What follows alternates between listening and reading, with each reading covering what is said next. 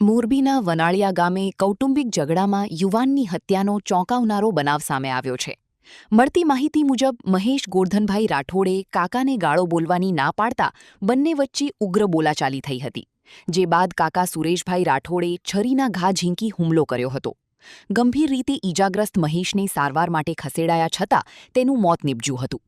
ઘટનાની જાણ થતાં મોરબી તાલુકા પોલીસે આરોપી કાકાની ધરપકડ કરી છે અને હત્યામાં વપરાયેલ હથિયાર પણ કબજે કર્યું છે. હાલ પોલીસે વધુ તપાસ હાથ ધરી છે. વધુ અપડેટ માટે જોડાયેલા રહો સમાચાર ડાયરી સાથે.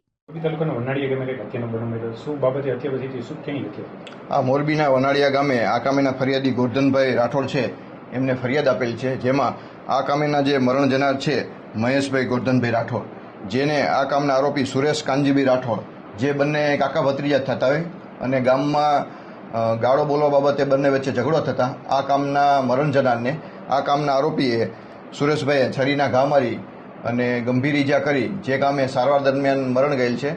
અને આ બનાવ બનતા જ તાત્કાલિક તાલુકા પોલીસની ટીમ દ્વારા સદરુ આરોપી ગુનામાં સંડોવાયેલ એમાં આરોપી તથા એમાં વાપરેલ છરી એ કબજે કરેલ છે અને આગળની તપાસ પીઆઈ ઘેટિયા ચલાવી રહ્યા છે. કયા બાબતે ટૂંકમાં જે ઝઘડો થયો હતો? ગામમાં બેઠા હતા અને બંને વચ્ચે બોલાચાલી થઈ અને ગાળો બોલતા હતા કે ભાઈ ગાળો નહીં બોલીને ઠપકો આપેલો એના કાકાએ.